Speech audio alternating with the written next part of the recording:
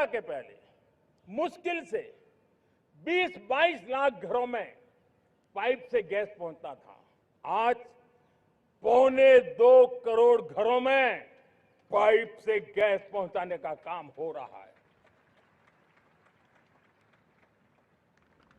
12 वर्ष पहले देश में सोलर एनर्जी की कैपेसिटी सिर्फ 2 गीगावाट थी। 2 गीगावाट, आज 160 गीगावाट हमने प्राप्त किया है लक्ष्य। मेरे प्यारे देशवासियों, मैं एक और जानकारी देता हूं। हमने इसका लाभ देश के मध्यम वर्ग को, सामान्य परिवार को मिले, इस तरफ भी उतना ही ध्यान केंद्रित किया। हमने पीएम सूर्यघर मुफ्त बिजली योजना चालू की और आज मुझे संतोष है कि इतने कम समय में 50 लाख घरों का सोलर एनर्जी का काम हम आंकड़ा पार कर चुके हैं। तेजी से चल रहा है और उसके कारण हजारों घरों का बिजली बिल 0 हो गया है। हजारों घर अपनी बिजली का उपयोग करने से अतिरिक्त बिजली आज बेच करके कमाई कर रहे हैं। हर परिवार को हम इस काम के लिए 80,000 रुपया सरकार की तरफ से एक एक परिवार को मदद दी जा रही है। तब जाकर के हम इस काम को पूरा कर रहे हैं। मेरे प्यारे देशवासियों, आपको जानकर के हैरानी होगी, ये जो हमारी रेलवे है उसका इलेक्ट्रिफिकेशन का काम हमारे देश में 1925 में शुरू हुआ था। 1925 में इलेक्ट्रिफिकेशन का काम शुरू हुआ, लेकिन 90 साल में 1925 से लेकर के 90 साल में सिर्फ 30% रेल का इलेक्ट्रिफिकेशन हुआ था। यानी 90 साल में 30%। हमारी रफ्तार देखिए, लक्ष्य को पाने के लिए हमारी दौड़ देख लीजिए। हमने एक दशक के अंदर 100% काम पूरा कर दिया। 90 साल में 30%, 10 साल में 70%, ये होता है काम। और इसके कारण डीजल जो हमें बाहर से लाना पड़ता है उसकी बचत हुई, बिजली से हमारी ट्रेनें चली, पर्यावरण को फायदा होने लगा। मेरे प्यारे देशवासियों, हम यहां से नहीं रुके हैं। हम दुनिया के अंदर पीछे रहना नहीं चाहते। पिछले दिनों आपने खबर सुनी होगी, भारत ने ईंधन का नया क्षेत्र को भी छू लिया है। देश ने पहली हाइड्रोजन से चलने वाली ट्रेन शुरू कर दी है और मुझे खुशी है, ये सबसे लंबी ट्रेन है और सबसे ताकतवर ट्रेन है और दुनिया में हाइड्रोजन ट्रेन के क्षेत्र में भी भारत ने अपना झंडा गाड़ दिया है। प्यारे देशवासियों, पिछले 10-12 साल हम लगातार 2047 के लक्ष्य को पाने के लिए दौड़ रहे हैं। एक के बाद एक सोपान सिद्ध कर रहे हैं। हमने सोचा भी नहीं था कि हमें इसमें भी कुछ मुसीबतों का झेलना पड़ेगा। पिछले 10-12 वर्ष में कितने संकटों का सामना करना पड़ा।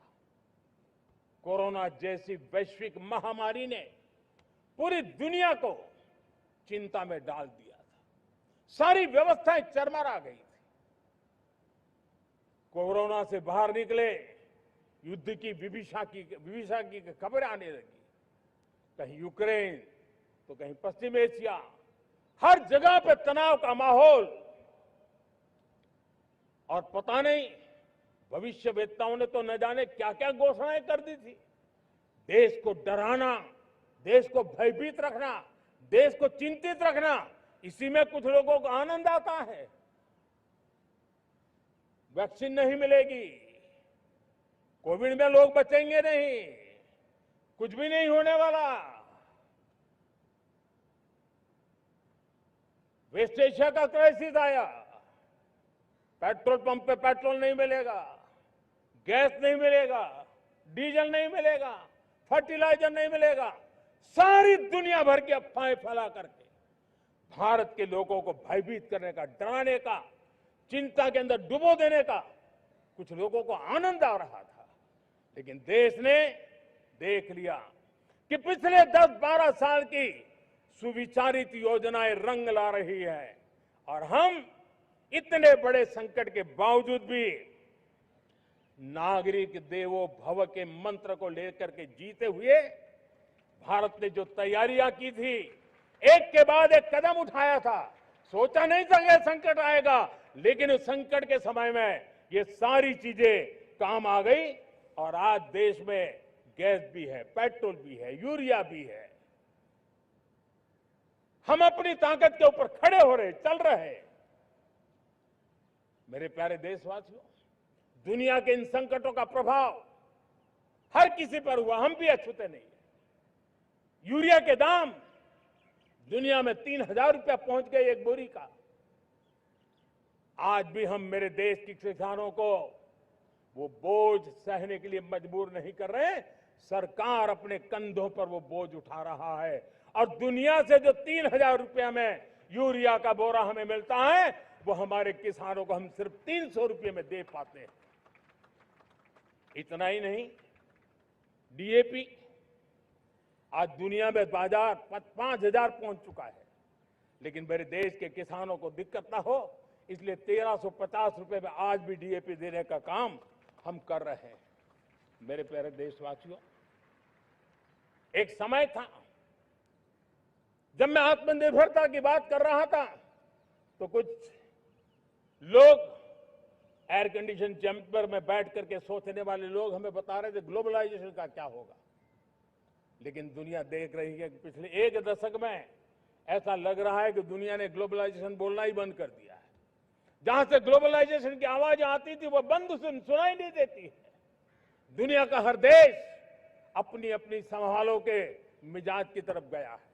लेकिन दुर्भाग्य से इस संकट के कालखंड में कुछ लोगों ने अपना रुतबा दिखाने के लिए संसाधनों को वेपनाइज करने का खेल खेला है।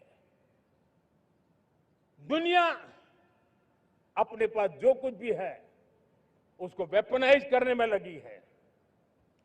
संसाधनों का वेपनाइज, रिसोर्स का वेपनाइज, पेट्रोल, डीजल, फर्टिलाइजर, दवाइयां, टेक्नोलॉजी की चिप्स, इतना ही नहीं भूभाग को भी वेपनाइज किया जा रहा है। और ऐसे समय अगर हम आत्मनिर्भरता मंत्र को लेकर 10 साल सही दिशा में न चले होते तो हम कल्पना कर सकते हैं कि ऐसी चुनौतियों का मजबूती से मुकाबला कैसे करते। और हमारी तैयारियां निरंतर बढ़ती जा रही है। मेरे प्यारे देशवासियों, दूसरी तरफ आज भारत का प्रोफाइल पूरी तरफ बढ़ रहा है। आज भारत दुनिया के लिए एक स्वीकृत और सम्मानीय देश के रूप में बन रहा है। भारत के पास स्थिर पॉलिटिकल मैंडेट है, स्थिर सरकार है, भारत का वाइब्रेंट लोकतंत्र है, भारत का मजबूत न्यायतंत्र है और हम सबको दिशा देने वाला भारत का संविधान है। और अब दुनिया हमारे इन सामर्थ्य को पहचानने लगी है और इसलिए 2014 के बाद दुनिया करीब 40 देशों के साथ हमारा